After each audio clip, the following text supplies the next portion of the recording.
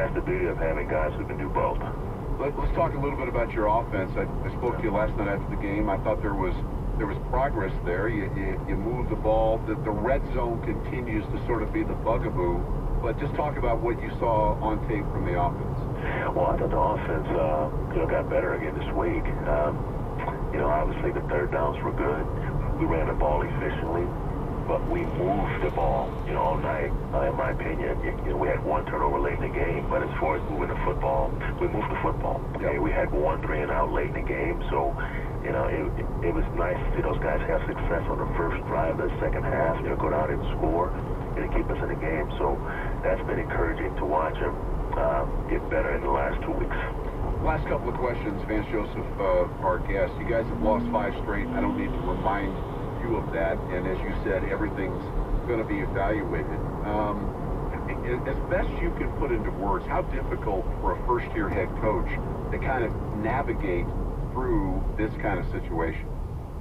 Well, I think it's difficult for all coaches because you put so much time, effort, and work in each week to go out, to play a fair game, and the frustrating thing for me is, we've had good weeks and we have good schemes, we have good game plans, and it's not showing up on game day, because game day, that's what matters, so that's my job to figure out, how can we limit the self-inflicted wounds on game day. Once we do that, guys, I think we have a better chance of winning. But right now, we're starting off versus good opponents. Versus KC, we spot them 14 points. Versus Philly, we spot them 14 points, and we spot them 24 points on special teams last night. We've played 3 really good football teams in the last 3 weeks here, and you can't spot them points. You have no chance of beating playoff caliber teams when you're giving points away early. To sort of echo your point, you've lost 5 straight. That's 300 minutes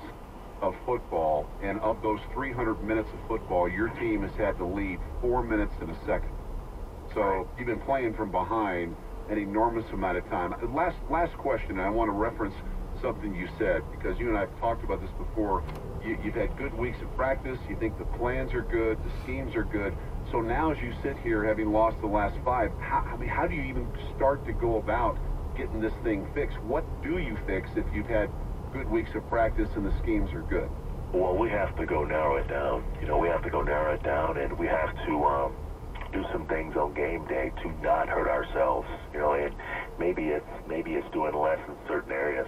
So we can keep it a fair game.